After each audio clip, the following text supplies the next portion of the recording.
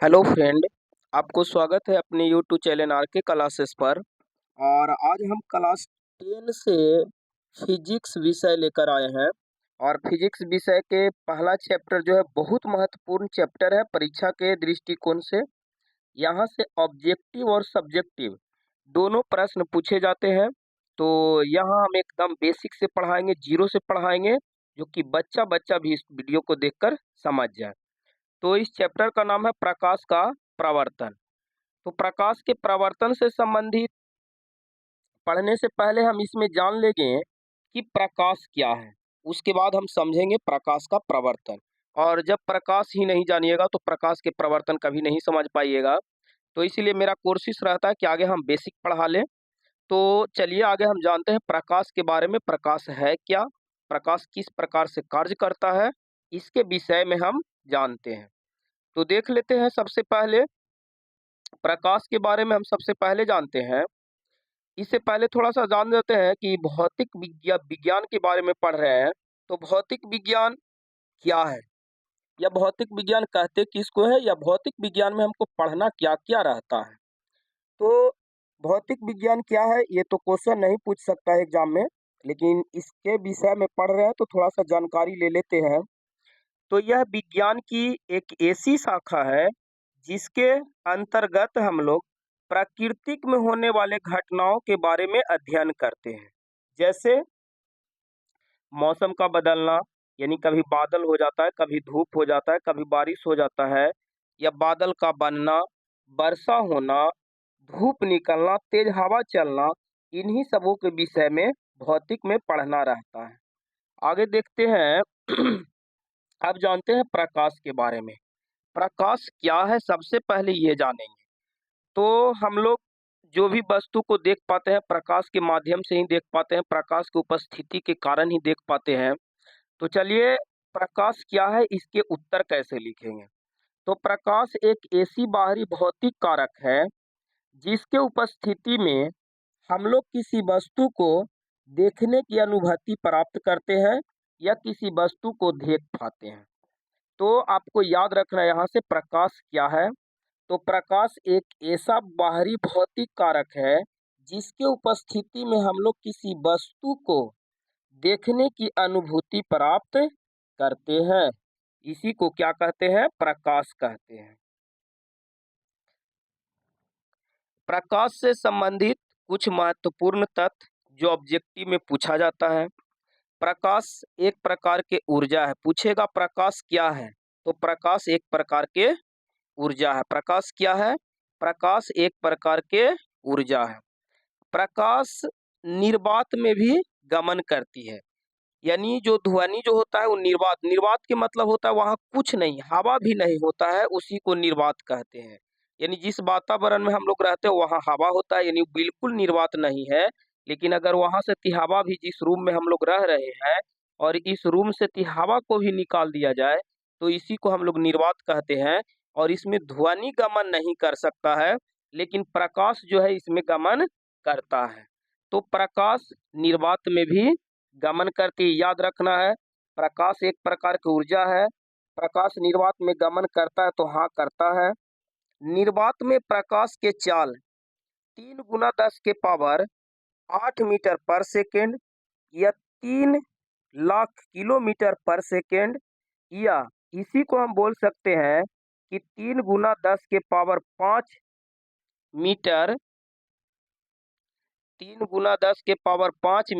Kilometre पर second होता है। तो चलिए इसके बारे में थोड़ा सा हम लोग जान लेते हैं कि यह किस प्रकार से होता है।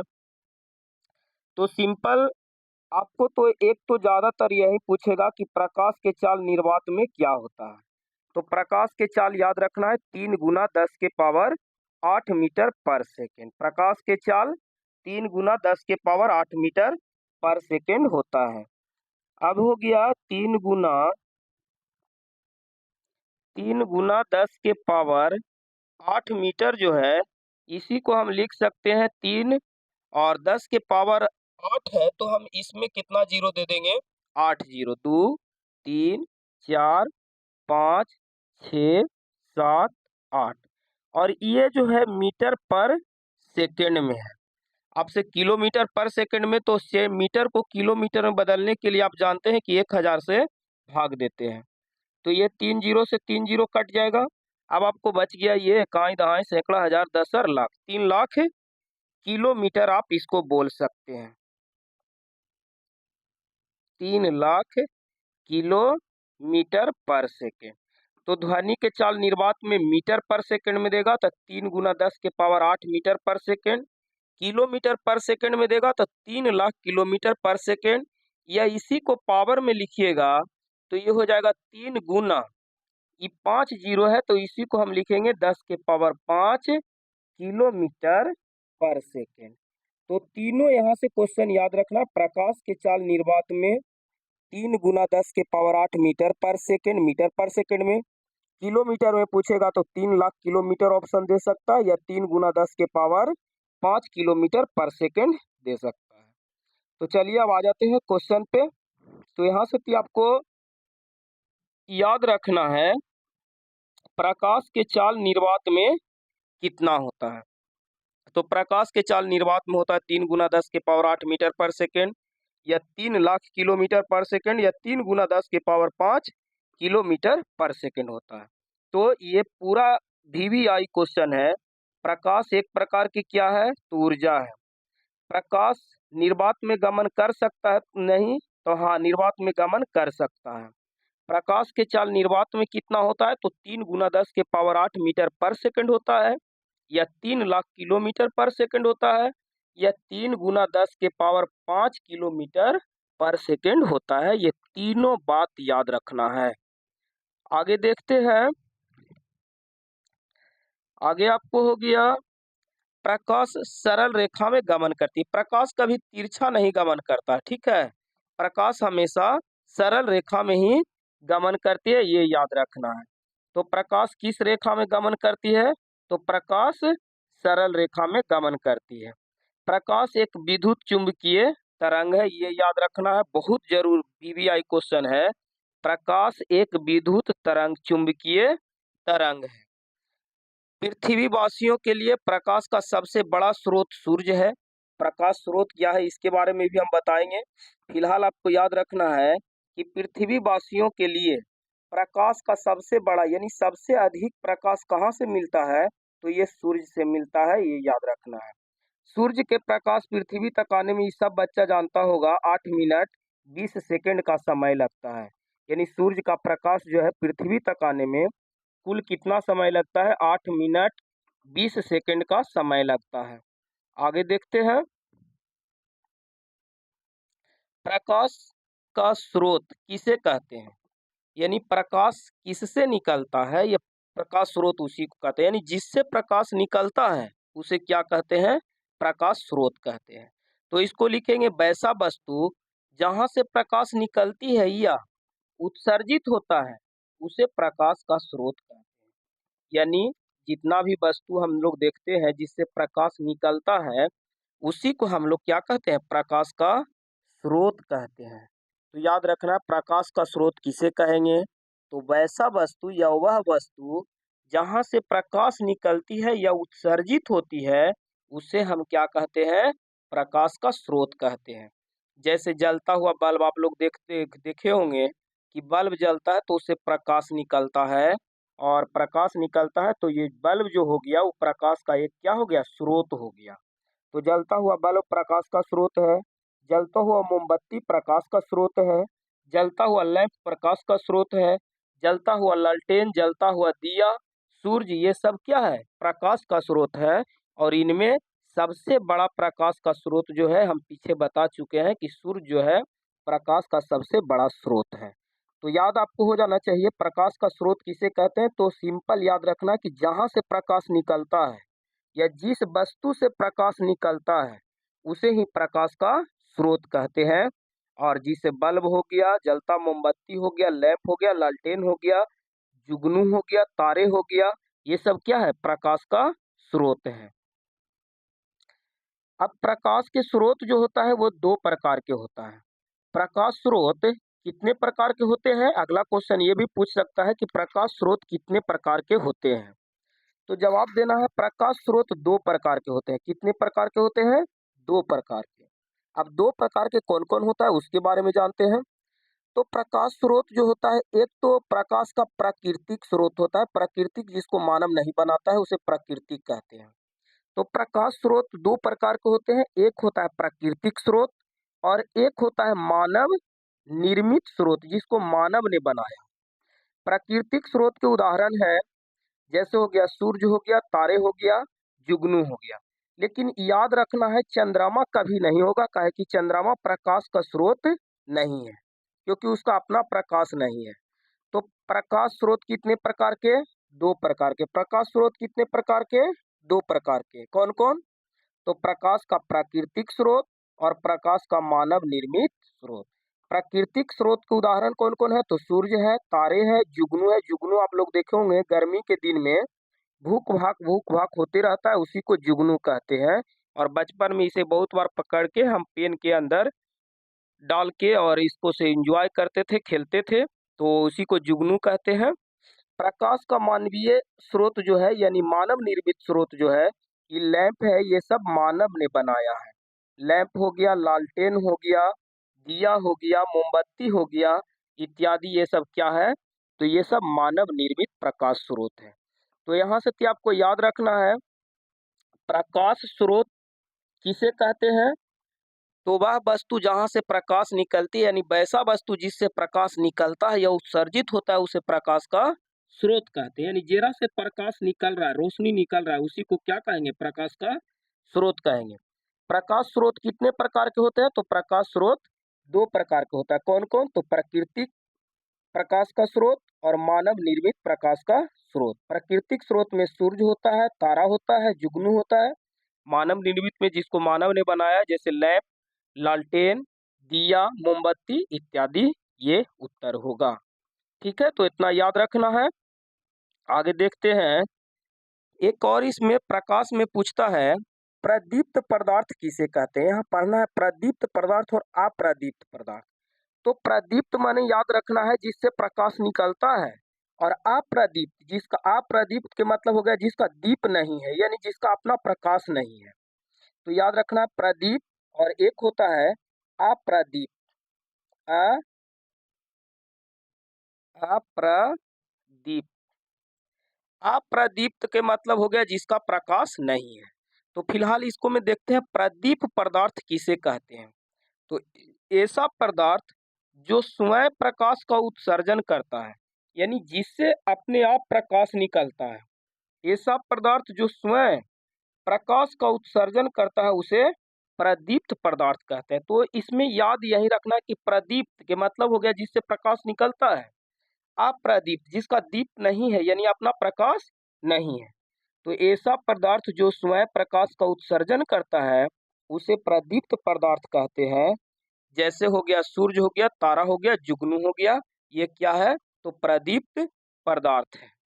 और एक रहता है अप्रदीप्त पदार्थ। अप्रदीप्त पदार्थ किसे कहते हैं? तो ऐसा पदार्थ जो स्वयं प्रकाश उत्सर्जित नहीं करता है उसे अप्रदीप्त पदार्थ कहते हैं। सिंपल याद रखना है, ऐसा पदार्थ जो स्वयं प्रकाश का उत्सर्जन करता है कहेगा तो हो जाएगा प्रदीप्त, और ऐसा पदार्थ जो स्वयं प्रकाश का उत्सर्जन नहीं करता है उसी को कहते हैं क्या? अप्रदीप्त पदार्थ कहते हैं। जैसे चंद्रमा, चंद्रमा जो है इसका स्वयं का प्रकाश नहीं होता है। टेबुल, टेबुल को हम लोग देख पाते हैं तो टेबुल के प्रकाश से नहीं, सूर्य के प्रकाश या बॉल के प्रकाश, ये सब के प्रकाश के कारण ही हम लोग टेबुल को देख पाते हैं। कुर्सी हो गया, ये सब कैसा पदार्थ है? तो अप्रदीप्त पदार्थ है, इस सब में इस सब से प्रकाश नहीं निकलता है। ठीक है, तो प्रदीप्त पदार्थ और अप्रदीप्त पदार्थ आपको समझ में आ गया होगा। एक बार बार ये क्वेश्चन पूछता है, प्रकीर्णन किसे कहते हैं? तो इसलिए हम ये भी क्वेश्चन ले लिए हैं ताकि आप लोग के एग्जाम में क्वेश्चन यहाँ से प्रकाश से पूछे तो नहीं छूटे। तो कोशिश किए हैं कि जो भी क्वेश्चन पूछता है सबको हम लेने का प्रयास किए हैं। तो प्रकीर्णन किसे कहते हैं, अगला क्वेश्चन है। तो प्रकाश जब सूक्ष्म कणों पर पड़ता है, सूक्ष्म कण आप लोग जानते होंगे कि छोटे छोटे कण को हम लोग सूक्ष्म कण कहते हैं, और सूक्ष्म कण को हम अपनी नंगी आंखों से नहीं देख सकते हैं। सूक्ष्म कण को हम देखने के लिए सूक्ष्मदर्शी का प्रयोग करते हैं। तो प्रकीर्णन किसे कहते हैं? तो प्रकाश जब सूक्ष्म कणों पर पड़ता है तो वे कण उन पर पड़ने वाले प्रकाश के कुछ ऊर्जा को अवशोषित कर फिर उसे चारों ओर विकिरित करता है। इसी प्रक्रिया को हम क्या कहते हैं? प्रकीर्णन कहते हैं। यानी प्रकाश के किरण सूक्ष्म कण पे पड़ता है और कुछ प्रकाश वो अवशोषित कर लेता है और बाद में उसे फिर से छोड़ता है, और इसी क्रिया को छोड़ने और ग्रहण करने की क्रिया को ही हम क्या कहेंगे? प्रकीर्णन कहेंगे। तो प्रकीर्णन भी आप लोग के समझ में आ गया होगा। प्रकाश की किरण किसे कहते हैं? आप प्रकाश के किरण किसे कहते हैं इसके बारे में जानते हैं। तो आप लोग शुरू में पढ़े हैं कि प्रकाश जो है वो सरल रेखा में गमन करता है, यानी एक सीधी रेखा में गमन करता है। तो एक सरल रेखा पर चलने वाले प्रकाश को किरण कहते हैं। यानी एक सरल रेखा पर जो प्रकाश चलेगा, एक सीधा रेखा में जो प्रकाश जाएगा उसी को क्या कहते हैं? किरण कहते हैं। लेकिन यहाँ से कि अगर ढेर सा प्रकाश जा रहा है तो इसी को किरण पुंज कहते हैं। तो किरण पुंज के बारे में भी आगे जानेंगे, लेकिन यहाँ से आपको यही याद रखना है कि यहाँ से कि आपको यही याद रखना है कि प्रकाश थोड़ा सा प्रकाश जो है, प्रकाश की किरणें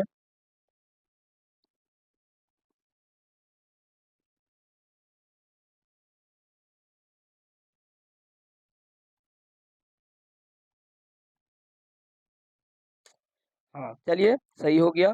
प्रकाश की किरणें किसे कहते हैं? तो एक सरल रेखा में चलने वाले प्रकाश को प्रकाश का किरण कहते हैं। ठीक है, याद हो जाएगा और समझ में भी आ रहा होगा। और प्रकाश जो होता है, प्रकाश किरण जो होता है वो अधिक मतलब ढेर सारा प्रकाश जाता है तो उसे किरण पुंज कहते हैं। तो याद रखना किरण पुंज किसे कहते हैं। तो अकेले अगर एगो जा रहा है प्रकाश इस सरल रेखा में तो ये हो गया क्या? प्रकाश किरण। और ढेर सारा हो गया तो इसी को कहते हैं प्रकाश का किरण पुंज। तो अगला क्वेश्चन ये बहुत जरूरी है, ये बार बार पूछता है भी एग्जाम में। तो ये VBI क्वेश्चन है, किरण पुंज किसे कहते हैं? तो प्रकाश के किरणों के समूह को क्या कहेंगे? किरण पुंज कहते हैं। प्रकाश के किरणों के समूह को किरण पुंज कहते हैं। और किरण पुंज तीन प्रकार के होता है। किरण पुंज कितने प्रकार के होते हैं? तीन प्रकार के। एक होता है समांतर किरण पुंज, अभिसारी किरण पुंज, और तीसरा होता है अपसारी किरण पुंज। तो किरण पुंज किसे कहते हैं?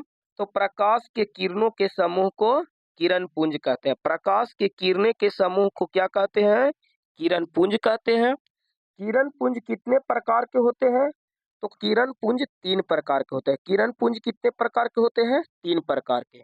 याद रखना है, पहला समांतर किरण पुंज, दूसरा अभिसारी किरण पुंज, और तीसरा अपसारी किरण पुंज।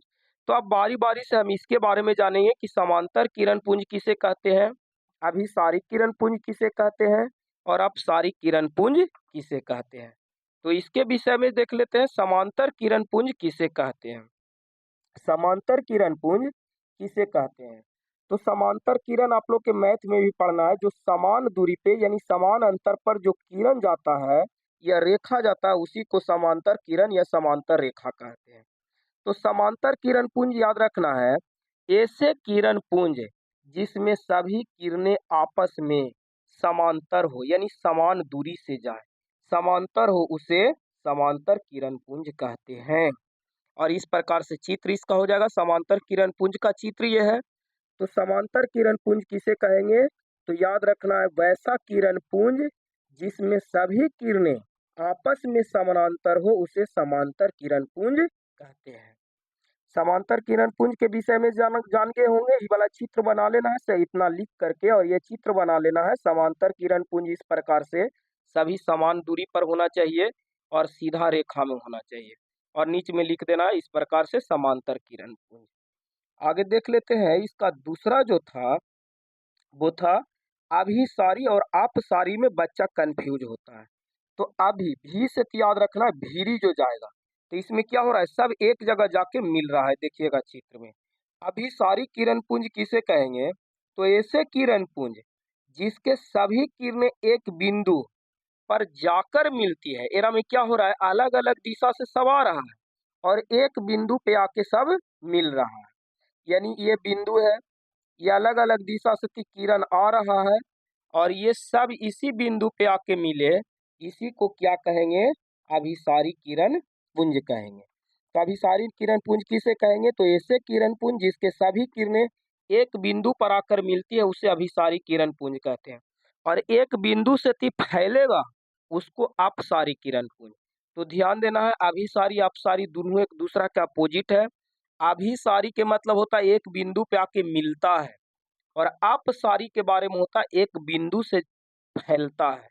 तो अभिसारी में याद रखना है, ऐसे किरण पुंज जिसके सभी किरणें एक बिंदु पर जाकर मिलती है उसे अभिसारी किरण पुंज कहते हैं। अभिसारी किरण पुंज की यह चित्र है और कोशिश करना है कि चित्र बनाते चले, चित्र समझते चले।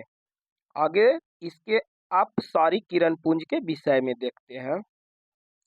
तो अपसारी किरण पुंज किसे कहते हैं, तो अभी बताएं। अभिसारी पूछेगा तो अभिसारी में एक बिंदु पर मिलती है और अपसारी पूछे तो ऐसे किरण पुंज जिसके सभी किरणें एक बिंदु से फैलती हुई प्रतीत होती है उसे अपसारी किरण पुंज कहते हैं।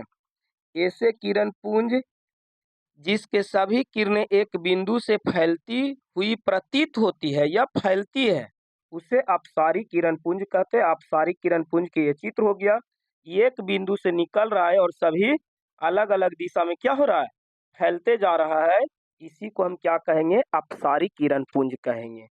तो अपसारी किरण पुंज, अभिसारी किरण पुंज और समांतर किरण पुंज, यानी तीनों किरण पुंज के बारे में आप लोग समझ गए होंगे। समांतर किरण पुंज में क्या होता है, सभी किरणें समान अंतर से दूरी तय करता है।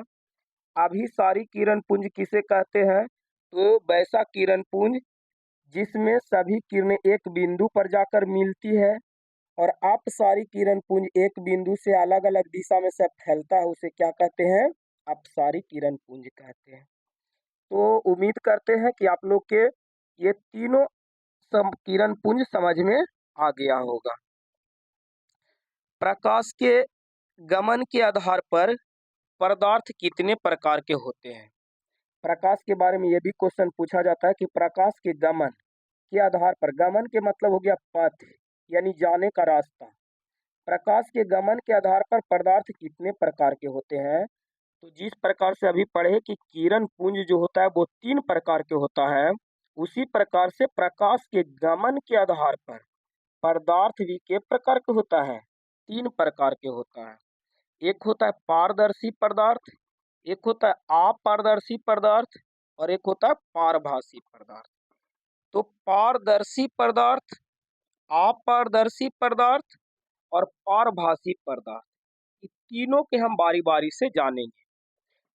पारदर्शी पदार्थ वैसे पदार्थ को कहते हैं जिससे प्रकाश के किरण पूरा पूरा पार कर जाए, जैसे पानी, हवा,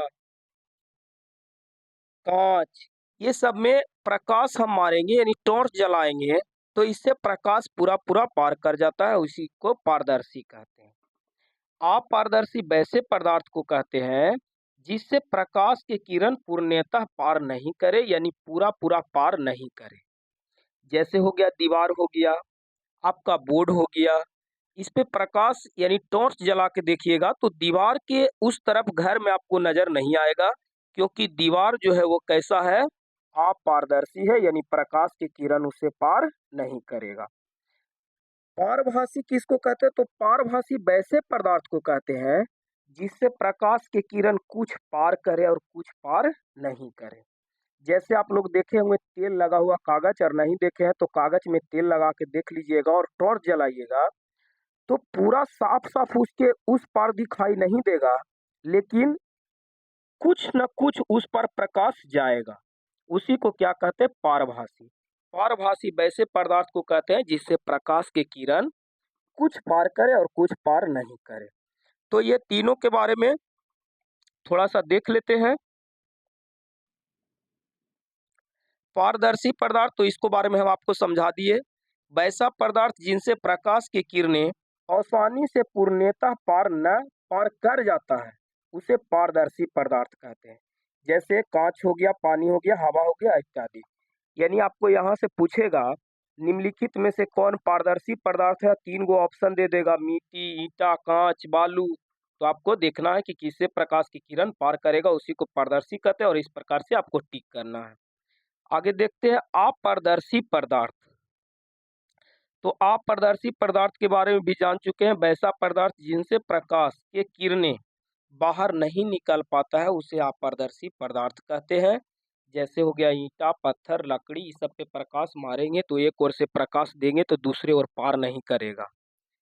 और एक पारभासी पदार्थ के विषय में, पारभासी वैसा पदार्थ जिनसे प्रकाश की किरणें अंशतः बाहर निकल पाता है उसे पारभासी पदार्थ कहते हैं। अंशतः के मतलब होता है कुछ बाहर निकल पाता है, उसे क्या कहेंगे, पारभासी पदार्थ कहेंगे। जैसे तेल लगा हुआ कागज हो गया, घिसा हुआ कांच हो गया, या कह सकते हैं कि कुहासा हो गया। कुहासा हो गया, कुहासा भी कैसा है, तो पारभासी पदार्थ है, उसमें भी साफ साफ पूरा प्रकाश की किरण पार नहीं करता है। ठीक है, तो गमन के आधार पर पदार्थ जो होता है वो 3 प्रकार के होता है, पारदर्शी, अपारदर्शी, पारभासी। पारदर्शी वैसे पदार्थ को कहते हैं जिससे प्रकाश की किरण पूर्णतः पार कर जाता है। अपारदर्शी वैसे पदार्थ को कहते हैं जिससे प्रकाश की किरण पूर्णतः पार नहीं करता है। और पारभासी पदार्थ वैसे पदार्थ को कहते हैं जिसके किरण अंशतः बाहर निकल पाता है, यानी कुछ बाहर निकल पाता है और कुछ नहीं निकल पाता है, उसी को पारभासी पदार्थ कहते हैं। प्रकाशीय माध्यम किसे कहते हैं, प्रकाश के बारे में जान गए, प्रकाश किरण पुंज के बारे में जान गए, प्रकाश के गमन के आधार पर पदार्थ कितने प्रकार के होते हैं उसके बारे में जान गए। थोड़ा सा आप जान लीजिए कि प्रकाशीय माध्यम किसे कहते हैं। माध्यम कहते हैं जिसमें कोई गुजरता है, ठीक है। जैसे मान लीजिए कि हम ट्यूशन पढ़ा के कमा रहे हैं, तो मेरा कमाई का माध्यम हो गया ट्यूशन। तो जो व्यक्ति जिसमें गुजारा करता है उसी को क्या कहते हैं, माध्यम कहते हैं। तो प्रकाशीय माध्यम, यह प्रकाशीय माध्यम जो हो गया, जितना रास्ता प्रकाश आने में तय करता है वही प्रकाशीय माध्यम हो गया। मतलब यहाँ मान लीजिए कि सूर्य है और सूर्य से प्रकाश निकल रहा है और यहाँ हमारी आंख है, तो सूर्य के प्रकाश निकल के यहाँ से हमारी आंखों तक पहुंचा, तो सूर्य के प्रकाश जहाँ से निकला और हमारी आंखों के बीच में जो रास्ता तय किया वही हो गया क्या, प्रकाशीय माध्यम। ठीक है, तो प्रकाशीय माध्यम किसे कहते हैं याद रखना है, यह एक ऐसा क्षेत्र होता है जहां से प्रकाश की किरणें निकलकर आंखों तक पहुंचती है, यानी सूर्य से या लैंप से या बॉल से जहां से प्रकाश की किरण निकल रहा है और हमारी आंखों तक पहुंच रहा है और उसके बीच का जो क्षेत्र तय किया उसी को क्या कहेंगे, प्रकाशीय माध्यम कहते हैं। तो ध्यान देना है, यह एक ऐसा क्षेत्र होता है जहां से प्रकाश की किरणें निकलकर आंखों तक पहुंचती है, उसे प्रकाशीय माध्यम कहलाता है या वह प्रकाशीय माध्यम कहलाता है। जैसे हो गया हवा, पानी, कांच, अल्कोहल, हीरा इत्यादि, ये सब क्या है, प्रकाशीय माध्यम है। तो प्रकाशीय माध्यम के भी विषय में आप जान गए होंगे। उम्मीद करते हैं कि आपको अच्छा से समझ में आ रहा होगा, और अच्छा समझ में आ रहा है, अब वीडियो अच्छा लग रहा है तो अपने दोस्तों के पास शेयर जरूर करिएगा। और आप लोग नए बच्चे होंगे तो हमारे चैनल को सब्सक्राइब भी जरूर कर लीजिएगा ताकि आगे आने वाला वीडियो भी आपको मिलते रहे। प्रकाशीय माध्यम 2 प्रकार के होते हैं, अभी समझे हैं कि प्रकाशीय माध्यम जो होता है, जो प्रकाश निकलता है यानी प्रकाश स्रोत से हमारी आंखों तक पहुंचने में जो क्षेत्र तय करता है उसी को क्या कहते हैं, प्रकाशीय माध्यम कहते हैं। अच्छा, प्रकाशीय माध्यम 2 प्रकार के होता है। प्रकाशीय माध्यम कितने प्रकार के होता है, 2 प्रकार के। एक होता है समांगी माध्यम और एक होता है विसमांगी माध्यम। समांगी माध्यम आप 5-6 में पढ़े होंगे, समांगी मिश्रण और विसमांगी मिश्रण। समांगी मिश्रण वैसे मिश्रण को कहते हैं जो मिश्रण समान रूप से मिला हुआ है। जैसे मान लीजिए कि एक बाल्टी है और एक बाल्टी में हम शरबत घोरे हैं यानी चीनी घोले हैं, तो घोलने के बाद ऐसा नहीं होता है कि यहाँ से मान लीजिए कि हम शरबत लेके पिए तो कम मीठा लगे और यहाँ से शरबत लेके पिए तो ज्यादा मीठा लगे, ऐसा होता है? ऐसा कभी नहीं होता है।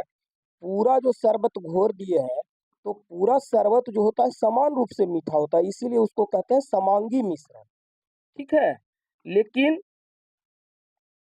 जैसे गेहूं और चावल मिल गया तो उस समांगी मिश्रण नहीं होता। गेहूं में कहीं चावल अधिक मिला है, कहीं कम मिला है, ऐसा हो सकता है। तो समान रूप से मिलावट नहीं रहेगा, उसको विसमांगी मिश्रण कहते हैं।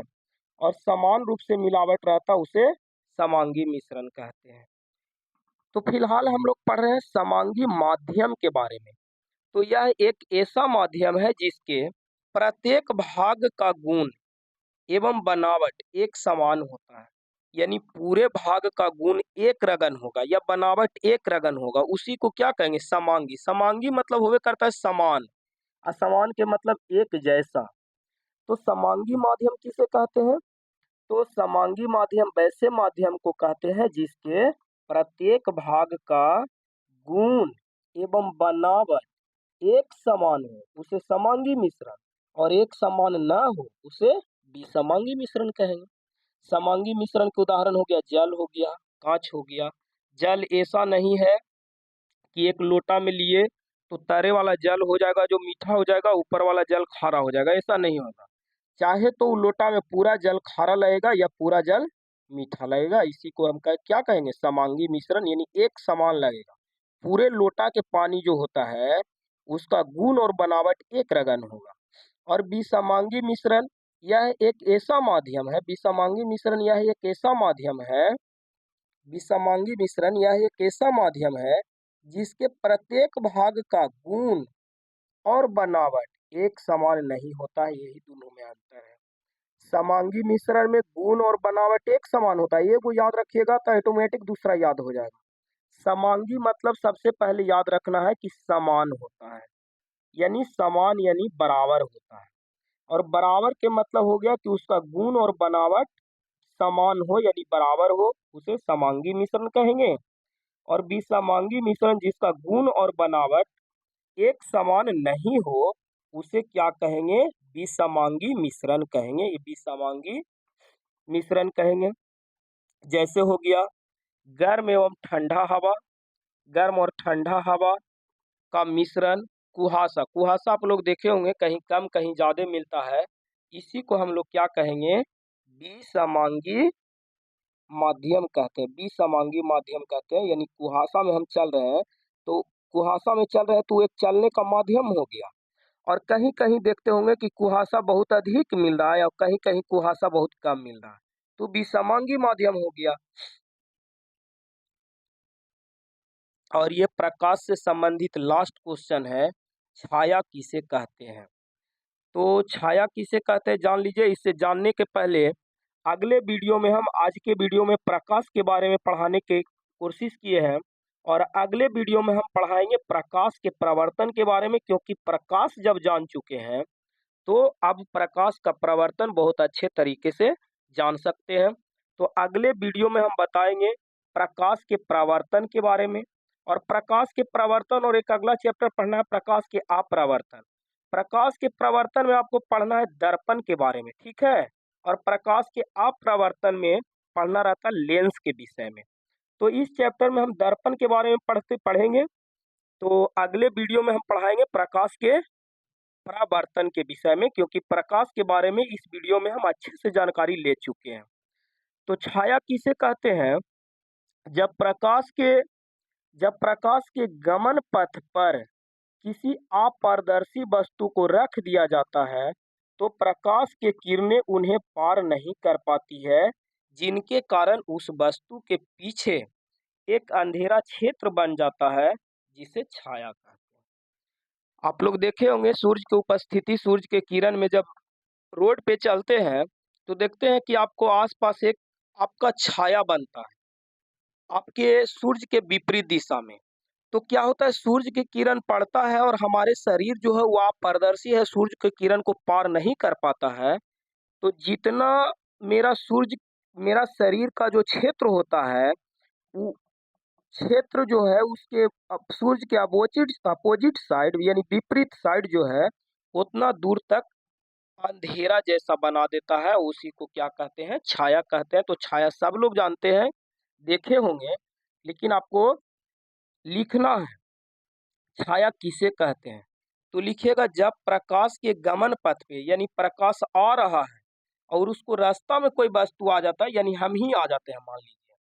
प्रकाश के गमन पथ, पथ मतलब होता है रास्ता पर, किसी अपारदर्शी वस्तु को रख दिया जाए यानी ईंटें रख देते हैं, तो प्रकाश के किरण उन्हें पार नहीं कर पाती, यानी ईंटा को पार नहीं कर पाएगा।